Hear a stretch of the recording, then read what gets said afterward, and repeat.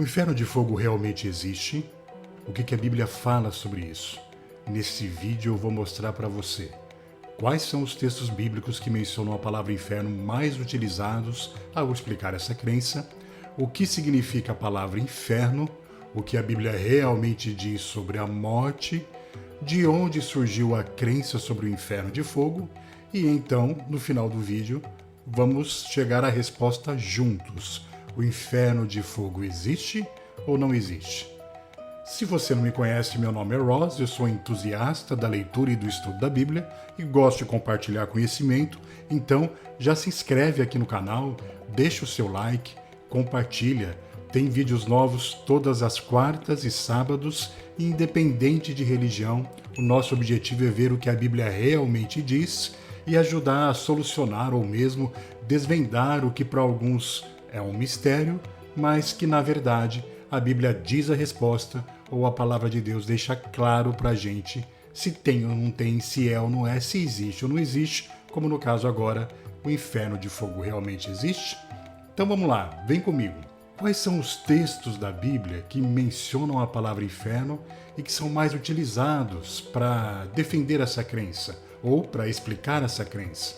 Salmo 16:10, Atos 2:27. Eu vou abrir a Bíblia aqui na tela, estou aqui compartilhando com você a Bíblia online. Eu vou inclusive deixar o link para esse site que tem várias versões da Bíblia para você poder consultar.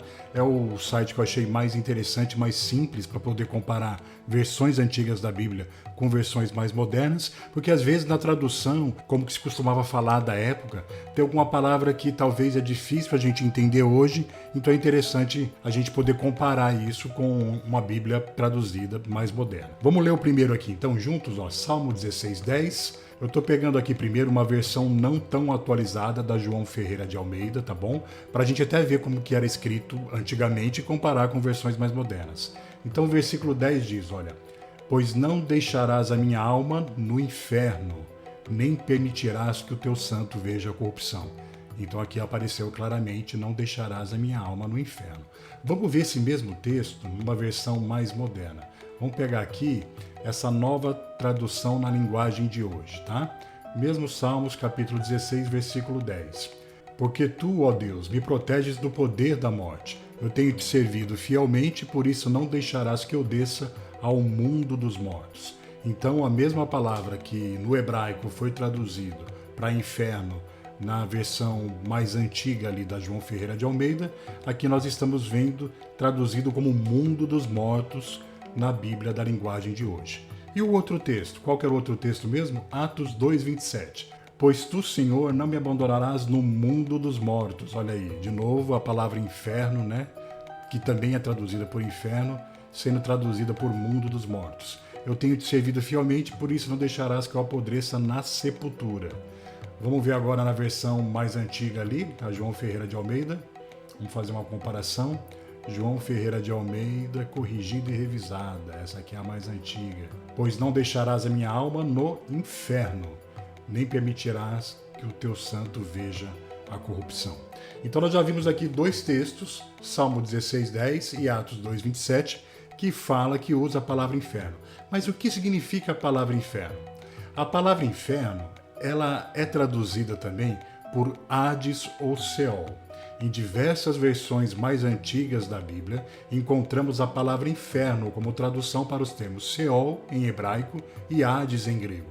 No entanto, essas expressões descrevem mais acertadamente algo como túmulo coletivo, ou um espaço metafórico para os que partiram deste mundo, ou seja, onde eles estão enterrados ali. Segundo as narrativas bíblicas, as almas que repousam neste estado simplesmente deixaram de existir. Vamos raciocinar sobre isso e lembre-se que você pode deixar os seus comentários a hora que você quiser. Comenta, compartilha, bota a sua opinião, como que está na sua Bíblia, é sempre importante a gente conversar aqui. Então, Hades ou Seol é igual à sepultura comum da humanidade, onde a pessoa é enterrada. E o que é interessante a gente entender aqui? Tanto Jó quanto Jesus Cristo já estiveram nesse Hades ou Seol, que é a mesma palavra inferno traduzida lá do hebraico ou do grego. Pensa comigo então. O inferno no sentido correto, sepultura comum da humanidade, também é um lugar de pessoas boas então, porque Jó era uma pessoa boa e Jesus Cristo também. Vamos ver isso aqui em Jó, Jó capítulo 14, versículo 3. Vamos lá abrir na Bíblia junto. Quem dera que me escondesses na sepultura e me ocultasses até que a tua ira se fosse e me pusesses um limite e se lembrasses de mim. Aqui está falando, sepultura. Essa palavra sepultura, então, é a palavra Hades ou Seol, que é muitas vezes traduzida por inferno, né? Então é a mesma palavra. Vamos ver na Bíblia mais antiga? Vamos, aqui nós estamos lendo, Ah não, aqui é a Bíblia já mais antiga, já traduziu como sepultura. Vamos ver na linguagem moderna? Linguagem moderna aqui, nova tradução na linguagem de hoje. Se tu me pusesses no mundo dos mortos, olha aqui, em vez de sepultura, mundo dos mortos. E ali me escondesses até que a tua ira passasse, e então marcasse um prazo para lembrares de mim. Muito bom. Se o mundo dos mortos, a sepultura ou o inferno fosse um lugar ruim, de tormento, será que Jó pediria para Deus escondê-lo lá como uma forma de protegê-lo? E no caso de Jesus, vamos ver aqui Atos capítulo 2, 31 e 32? Davi sabia o que Deus ia fazer e por isso falou a respeito da ressurreição do Messias. Davi disse, ele não foi abandonado no mundo dos mortos, nem o seu corpo apodreceu na sepultura. Deus o ressuscitou esse Jesus, e todos nós sabemos, todos nós somos testemunhas disso, né? Então olha aqui, mundo dos mortos. Vamos ver na Bíblia mais antiga, na versão ali da João Ferreira de Almeida, essa aqui, corrigida, revisada e fiel. Olha o versículo 31 aqui, como é que vai falar. Nesta previsão, disse da ressurreição de Cristo, que a sua alma não foi deixada no inferno, nem a sua carne viu a corrupção. Deus ressuscitou a este Jesus, do que todos nós somos testemunhas. Então, olha só, palavra de novo, inferno, que está traduzindo aqui Hades ou Seol, que poderia ser sepultura, que poderia ser túmulo, poderia ser mundo dos mortos, como está na outra versão ali. Então, pensa comigo, se Jesus Cristo, perfeito, sem pecado, ficou no inferno, o inferno não é um lugar só de pessoas ruins, mas de pessoas boas também. Será que o inferno é realmente então um lugar ardente de punição, como muitos acreditam? Que talvez até mesmo você acredite? Vamos continuar raciocinando sobre isso? Voltando aqui para o mapa mental. Apocalipse capítulo 20, versículo 13. Aqui vai dizer que o inferno entrega os seus mortos, vamos ver? E deu o mar os mortos que nele havia, e a morte e o inferno deram os mortos que neles havia, e foram julgados cada um segundo as suas obras. A morte e o inferno deram mortos que neles havia.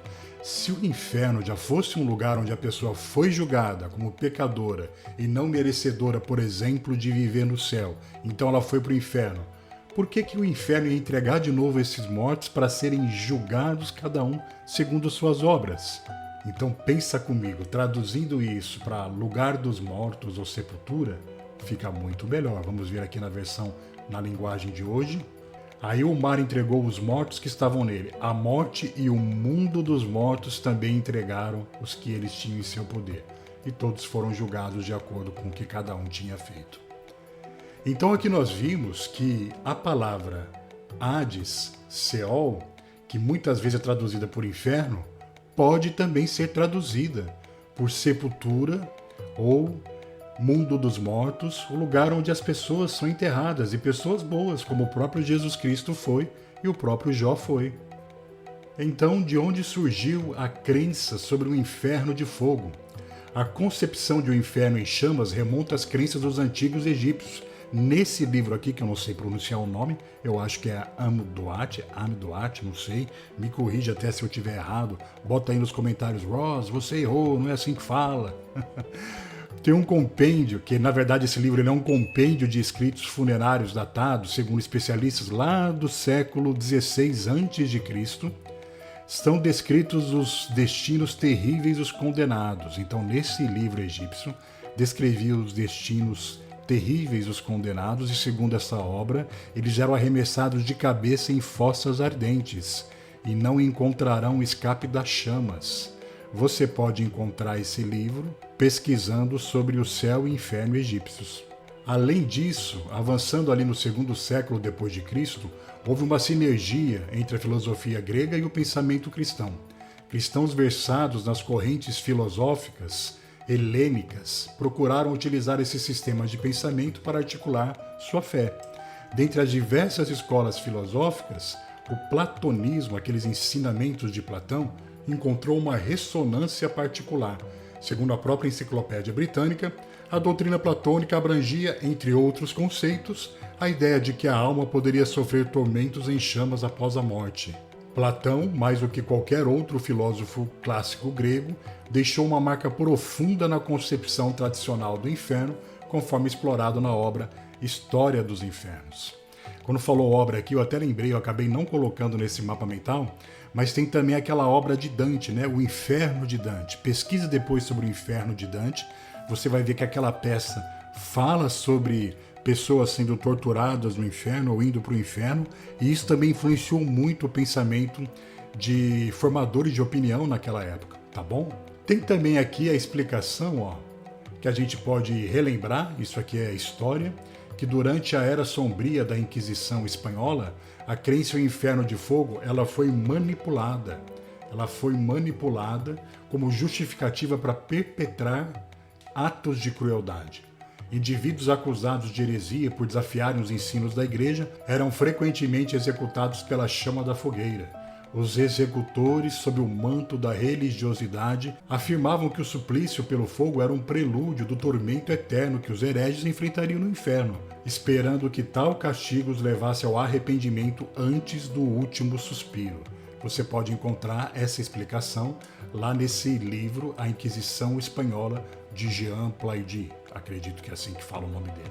E tem também o caso aqui, olha, da Inglaterra, lá da Rainha Maria I, conhecida como Maria Sanguinária. Ela foi responsável pela execução de aproximadamente 300 protestantes que foram queimados na estaca. Alguns registros históricos sugerem que ela acreditava estar emulando a justiça divina na Terra, pois, segundo a sua perspectiva, se as almas dos hereges estariam condenadas a arder eternamente no inferno, seria apropriado que sofressem um destino semelhante durante sua existência terrena. Você encontra isso aqui também na História Universal de Alexander Tytler. Não deixe de fazer sua pesquisa e confirmar o que eu estou dizendo para você aqui. Então, com tudo isso em mente, o que a Bíblia realmente diz sobre a morte? Os mortos não estão conscientes, eles estão inconscientes, eles não sentem dor, eles não sofrem. Você pode confirmar isso em Eclesiastes 9:10. Vamos ler? Tudo que você tiver de fazer, faça o melhor que puder, pois no mundo dos mortos, ou no inferno, no Seol, no Hades, na sepultura, não se faz nada. E ali não existe pensamento, nem conhecimento, nem sabedoria. E é para lá que você vai. Claro, né? Acho que não tem nem muito o que explicar sobre isso, porque está deixando claro que não tem consciência alguma no mundo dos mortos, ou na sepultura, ou no inferno. A punição pelo pecado é a morte, não sofrer em um inferno ardente. Vamos raciocinar sobre isso daqui, olha. A doutrina divina estabelece que a consequência do pecado é a morte, e não um eterno sofrimento em chamas infernais. Quando Deus alertou o primeiro homem Adão a respeito das consequências de desobedecer suas leis, a morte foi mencionada como penalidade. Lembra disso? Gênesis 2:17, vamos ler? Vamos ler o 16 e o 17. E o Senhor deu ao homem a seguinte ordem: você pode comer as frutas de qualquer árvore do jardim, menos da árvore que dá o conhecimento do bem e do mal. Não coma a fruta dessa árvore, pois no dia em que você a comer, certamente morrerá. Deus disse, você vai morrer. Não falou de ficar sofrendo no inferno ardente. Você não acha que Deus seria claro? Se fosse a questão dele morrer e ficar então sofrendo no inferno ardente por toda a eternidade, Deus não teria explicado isso para Adão? Olha aqui em Gênesis, no capítulo 3, agora o versículo 19. Terá de trabalhar no pesado e suar para fazer com que a terra produza algum alimento. Isso até que você volte para a terra, pois dela foi formado. Você foi feito da terra e vai virar terra outra vez. É o famoso você veio do pó e ao pó voltarás. Deus não falou novamente nada de inferno, de ser torturado por toda a eternidade. A sentença divina para os que violam as leis de Deus não sofreu alterações ao longo do tempo. Tanto é que no Novo Testamento se reiterou que o preço pago pelo pecado é a morte. Romanos 6:23, depois 6:7. Vamos ler? Pois o salário do pecado é a morte, mas o presente gratuito de Deus é a vida eterna que temos em união com Cristo Jesus nosso Senhor. O salário pelo pecado é a morte, não o tormento no inferno ardente. Olha o versículo 7. Pois quem morre fica livre do poder do pecado. Se a pessoa que morre ela fica livre do poder do pecado, ela não tem mais pecado. A morte pagou o pecado. Então por que Deus colocaria ela no inferno para ficar sendo queimada e torturada eternamente? Não faz sentido nenhum. Até porque, olha como Deus encara a ideia de queimar alguém no fogo. Essa ideia é contrária à personalidade de Deus. Vamos ler Jeremias 32:35? No vale de Ben-Hinom, eles construíram altares ao deus Baal para ali queimar os seus filhos e as suas filhas em honra do deus Moloque. E eu não lhes dei a ordem para isso, e nunca pensei que eles fizessem uma coisa tão nojenta como essa e levassem o povo de Judá a pecar. Olha, Deus se referiu a algo nojento, queimar os filhos e as filhas, ou seja, queimar pessoas no fogo. Essa expressão nojenta ficou muito moderna, não é? Vamos ver lá uma Bíblia mais antiga, vamos pegar aquela mesma João Ferreira de Almeida, corrigida. E edificaram os altos de Baal, que estão no vale do filho de Inom, para fazerem passar seus filhos e suas filhas pelo fogo a Moloque, o que nunca lhes ordenei, nem veio ao meu coração que fizessem tal abominação para fazerem pecar a Judá. Então Deus não suporta essa ideia. Até porque nós sabemos bem, depois você pode ler, esse texto é mais conhecido, 1 João 4,8 diz que Deus é amor. Ele é amor, ele não tem amor, ele é a personificação do amor. Então um Deus amoroso jamais ficaria queimando seus filhos, mesmo que sejam pecadores, eternamente no inferno de fogo. Está aqui a resposta então. O inferno de fogo existe ou não existe? Não. Não existe base bíblica para a crença no inferno de fogo, conforme raciocinamos durante todo esse vídeo. E o Salmo 145:20 nos ajuda a fechar essa ideia. Salmos 145, versículo 20. O Senhor guarda todos os que os amam, mas todos os ímpios serão destruídos. Serão destruídos, não queimados no inferno de fogo eternamente. Ufa, quanta informação, hein? Acho que foi uma pesquisa legal, interessante. Você concorda? É muito diferente de tudo que você já aprendeu? Comenta aqui pra mim, diz se concorda, se não concorda por quê, menciona os textos. De repente eu posso fazer um outro vídeo com o seu comentário, citando os textos que você colocou para a gente raciocinar ainda mais. Lembrando que se você quiser apoiar o canal, além de curtir, compartilhar, deixar o seu comentário, você pode entrar no link que está na descrição desse vídeo e no primeiro comentário fixado, e por apenas R$4, um valor simbólico, você comprar esse mapa mental aqui em PDF, para você ter ele com você, poder fazer seus estudos, comparar os textos na sua Bíblia, montando o seu próprio acervo de estudo, tá bom? É uma forma de ajudar o canal. Se quiser clicar e comprar, a gente fica muito feliz e agradece. Fique com Deus, te vejo no próximo vídeo.